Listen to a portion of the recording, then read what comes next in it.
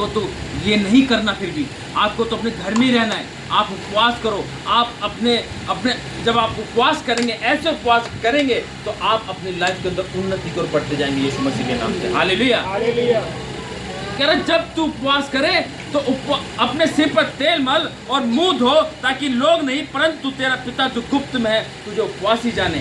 इस दशा में तेरा पिता जो गुप्त में देखता है तुझे प्रतिफल देगा। आज लोग उपवास रख लेते हैं, खाली पेट आ जाते हैं, मुंह लटके रहते हैं, क्या हो गया, क्या हो गया।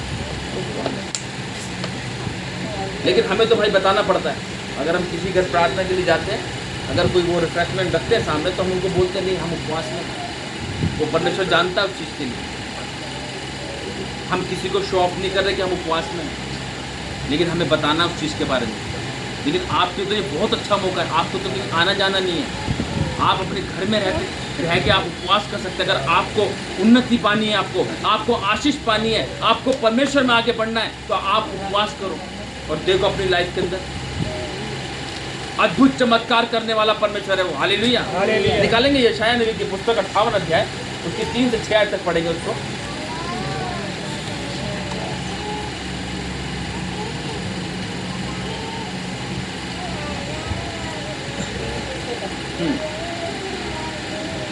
वे कहते हैं क्या कारण है कि हमने तो उपवास रखा। अब लोग क्या करते हैं, जब उपवास रखते हैं और उनके जीवन में से समस्या नहीं जाती है, ध्यान से सुनेंगे।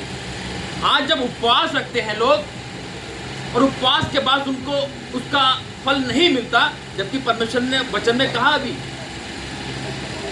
कि वे उसका प्रतिफल देगा, उसका फल उसे देगा। लेकिन यहाँ पर हमें उपवास के बाद हमें फल क्यों नहीं मिला, पढ़ेंगे इसको।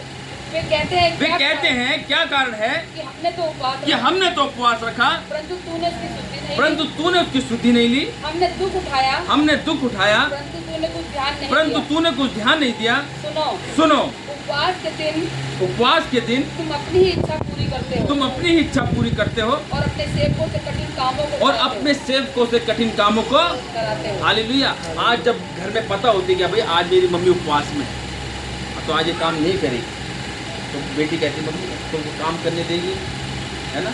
तो बेटी पे वजन पड़ जाता है, अरे यार आज तो मम्मी उपवास में झाड़ू भी मुझे करनी पड़ेगी, तो आज बर्तन भांडे भी मुझे मानने पड़ेंगे, है ना। ऐसी होता ना, तो वो उस पर एक वो आ जाता, बर्डन आ जाता है ना।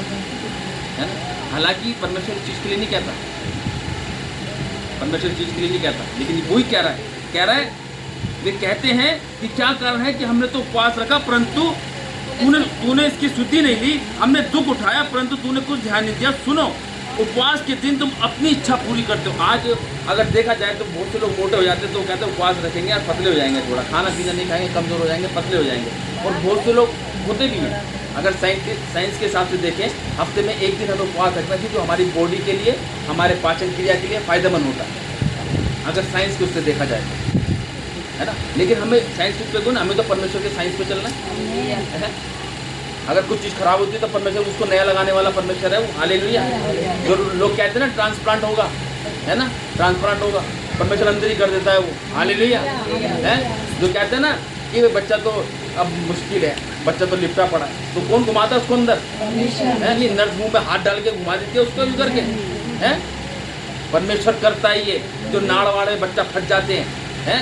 काफ़ी केस आए अभी, प्रार्थना के जरिए वो उसमें से निकालता है परमेश्वर, है। पथरियाँ कैसे गायब होती है, क्या डॉक्टर ऐसे करते हैं?